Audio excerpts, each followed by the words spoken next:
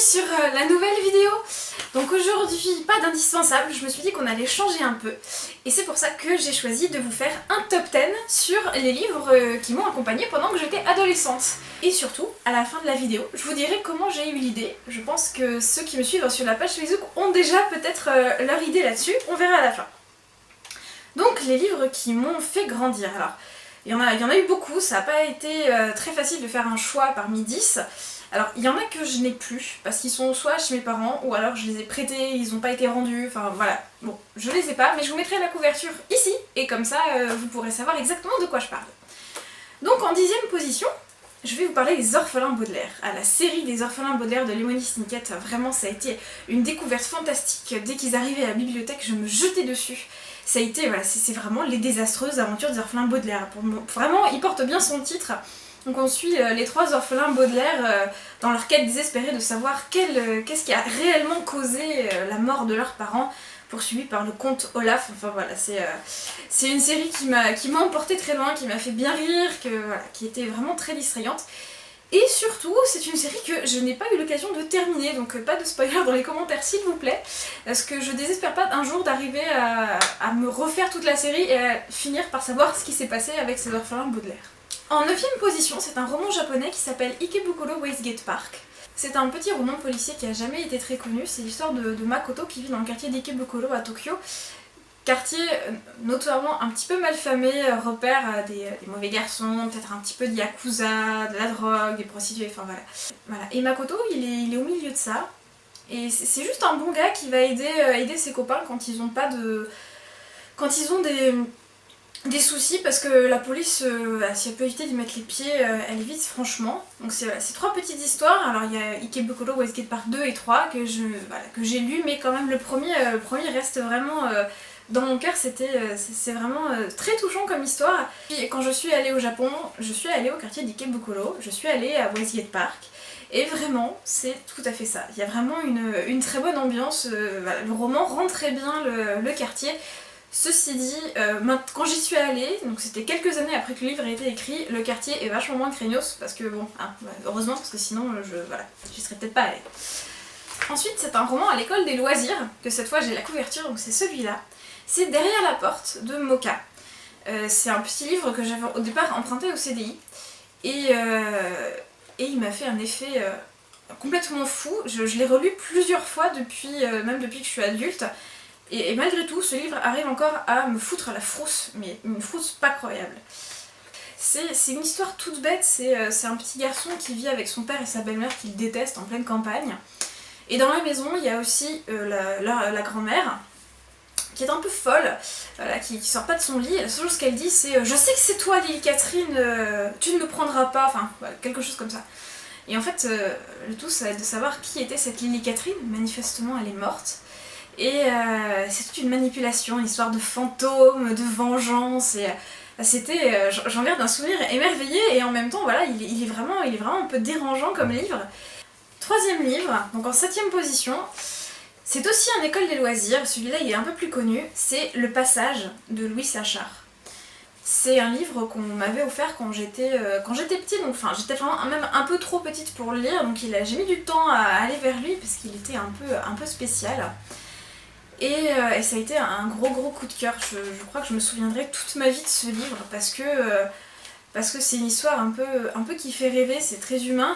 C'est juste l'histoire d'un jeune homme qui s'appelle Stanley Yelnats, son nom peut se lire donc dans les deux sens. Et sa famille n'a jamais eu de chance. Mais vraiment jamais. Parce qu'en fait, on leur a jeté une malédiction pour une promesse non tenue, mais il y a des générations de ça. Et donc depuis, sa famille n'a absolument pas de chance. Et Stanley va se faire accuser d'un vol qu'il n'a pas commis. Voilà, c'était juste par hasard. Et va être envoyé au camp du Lac Vert. Et au camp du Lac Vert, il n'y a que des garçons un peu comme lui, des petits délinquants. Et la seule chose qu'ils font toute la journée, c'est creuser des trous d'1,50 m de diamètre, d'1,50 m de profondeur. Et c'est tout. Et ils font que ça, et ils doivent bien se dire qu'ils cherchent quelque chose, mais ils savent pas bien quoi. Et en parallèle, on vous raconte l'histoire de Catherine l'embrasseuse, une desperados un peu à la Calamity Jane, qui a fait régner la terreur sur l'Ouest américain et qui vivait dans quelque chose qui ne semble pas très éloigné du Lac Vert. Voilà, c'est une super histoire de réconciliation, voilà, et d'amitié, parce qu'il y a le personnage d'Hector Zeroni qui arrive et qui va peut-être changer toute la vie de Stanley Yelnats, et même peut-être celle de sa famille aussi. Si vous lisez ce livre, vous ne verrez jamais plus les oignons de la même façon. Je vous dis pas pourquoi, mais vraiment, c'est un petit bijou. En 6ème position, c'est un petit peu de mélange de récit médiéval et de fantasy. C'est Les Dames du Lac de Marion Zimmer Bradley. C'est en fait une réécriture de la légende du roi Arthur, mais d'un point de vue des femmes. Donc, ouais, déjà, il y avait un petit peu de côté féministe, ouais, j'aimais bien. Mais non, et surtout, c'est très épique. C'est vraiment une épopée fantastique avec la légende du roi Arthur. Parce que j'avais lu, j'avais lu Chrétien de Troyes, j'avais lu tous ces récits-là. Et c'est vraiment une réinvention. Il y a beaucoup de magie, il y a beaucoup de combats, voilà. C'est vraiment un roman qui fait rêver. J'en garde un souvenir fantastique. Et en 5ème position, c'est un classique.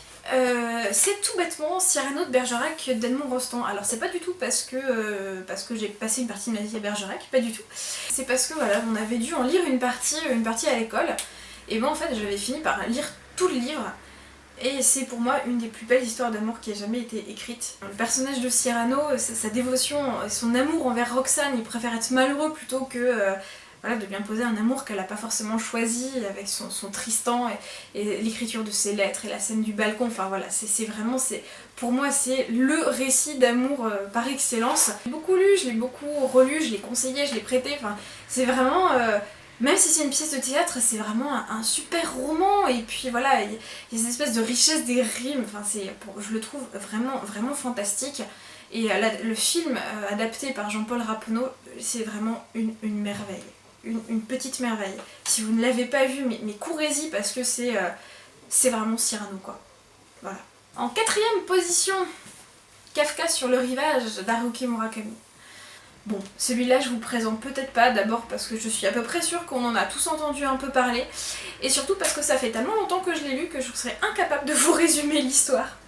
Mais j'en garde un souvenir de lecture très très fort. La seule chose dont je me souviens vraiment, c'est cette impression de passion et d'urgence d'arriver à la fin de ce livre, d'attachement au personnage. Et je me revois même dans la cour de récré ne penser qu'à lire, il fallait absolument que j'avance dans ce livre parce que je pouvais pas m'arrêter, c'était vraiment physique comme lecture. Et donc voilà, vraiment j'en garde un très très bon souvenir. Attention, maintenant on rentre dans le top 3, ça devient du sérieux.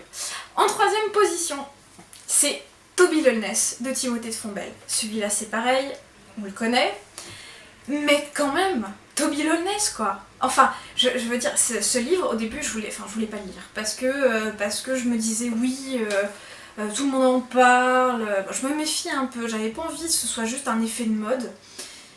Et un jour où en fait j'avais plus rien à lire, je me suis dit, bon bah allez, j'ai plus rien à perdre, et je crois que j'ai passé une nuit blanche, parce que c'est juste fantastique. Il y a tout ce qu'il faut pour un roman jeunesse, vraiment tout. Il y a de l'amour, il y a du sentiment, il y a de l'émotion, un petit peu de tragédie, un petit peu d'écologie, ça fait jamais de mal. Hein.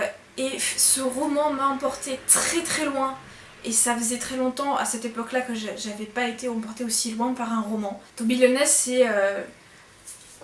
je crois que je serai toute ma vie amoureuse de ce livre. Si vous avez bien remarqué, c'est le livre qui est au début du générique des vidéos, c'est le livre qui d'habitude est derrière sur ce bureau. Voilà, c'est un livre que j'ai toujours gardé et que je pense que je garderai toujours. En 2ème position, c'est une série, je triche un petit peu. C'est une série et c'est Le Clan des Autori de Liane Hearn. Alors, donc au début c'était 3 tomes, c'était une trilogie, et après il y en a 2 autres qui sont sortis. Ça se passe dans un Japon médiéval, un petit peu de fantastique. C'est une histoire d'amour très forte. C'est dépaysant au possible parce que le Japon médiéval, ça me faisait rêver, ça me fait toujours rêver. Enfin voilà, pendant très longtemps, je crois que je l'ai lu à peu près tous les ans. Mais il faut savoir que je n'ai lu que les 3 premiers de la série parce que je voulais mon happy end.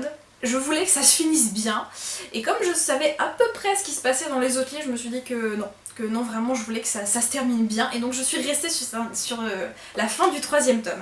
Et le premier de cette liste, qui de toute façon sera le premier de toutes les listes des meilleurs livres que je pourrais faire, c'est Enigma Uncle.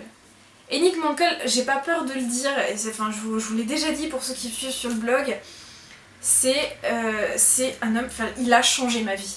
Enfin, j'ai vraiment pas peur de le dire, ça fait hyper cliché de dire ça, mais je pense que si j'avais pas lu Enigma Uncle quand j'étais ado, je serais sans doute pas devenue libraire. Voilà, c'est à ce point-là.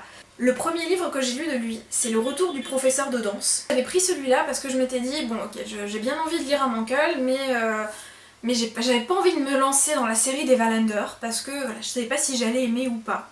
Et donc celui-là, il est un petit peu, il est hors série en fait, voilà. C'est Stéphane Lindemann, c'est l'adjoint des Wallander qui mène l'enquête. Et donc j'avais commencé par celui-là. Et une fois que je l'ai eu terminé, j'ai eu l'impression que j'avais un océan de possibilités littéraires devant moi. J'ai été soufflée, j'ai été complètement bluffée. Parce que il y a, voilà, il y a du social, il y a de l'historique, il y a vraiment de tout dans les livres de Mankel. Il forme un tout sur la Suède de maintenant, son rapport par rapport au passé, et c'est vrai pour l'ensemble de son œuvre. Et Nick Mankel, c'est l'écrivain avec un grand E. Wallander, pour moi, c'est comme s'il faisait un petit peu partie de ma famille parce que voilà, j'ai vraiment une relation très compliquée avec les livres d'Enigma Mankel, je sais pas si vous vous en rendez compte, mais voilà, enfin, Enigma Mankel, et si vous avez l'occasion d'en lire, n'hésitez pas. J'avais lu Patricia Cornwell, voilà, j'avais lu des romans un peu classiques américains, voilà, sous cette forme-là, mais Mankel m'a foutu une des plus grosses claques littéraires que j'ai jamais reçues de ma vie. Et j'ai eu l'impression, voilà, d'avoir un monde entier, un monde littéraire entier qui s'ouvrait devant moi, et ça a été assez fantastique. Donc on en arrive maintenant à vous dire pourquoi j'ai décidé de vous faire cette vidéo. En fait c'est tout bête, sur Facebook vous avez pu le voir, c'est que j'ai craqué l'autre jour à la librairie, mais vraiment le gros craquage auquel je m'attendais pas. C'est que je me suis acheté une jolie petite boîte, comme ça, avec tous les Harry Potter dedans. Il faut savoir que mes livres d'Harry Potter, ils ont quand même bien vécu, ils ont été lus, relus, tachés, cornés, pliés, parfois mangés. Pas par moi, hein, enfin quoique. Non, mais en fait c'est la chienne qui en avait mangé un. Enfin bref, ce sont des reliques totales, donc j'ai pas osé les réouvrir pour les relire encore une fois parce que je savais pas s'ils tiendraient le coup. Donc voilà, ça c'était mon excuse pourrie pour m'acheter le magnifique coffret Harry Potter. Voilà, chacun son truc, hein. Ça dépend de comment va se passer ma lecture, comment je la ressens, mais je pense que je vais essayer de vous faire un petit billet en fait sur le blog pour vous expliquer ce que ça fait de relire Harry Potter quand on a presque 25 ans. Essayer de voir la différence, parce que j'en suis au 3e et effectivement je pense que ça pourrait être sympa. Ma génération a grandi avec Harry Potter et une fois adulte, je sais pas si on ressent exactement la même chose. Enfin, j'essaierai de vous dire ça. Donc sur ce, je vous souhaite une très bonne journée à tous, je vous aime et à très bientôt!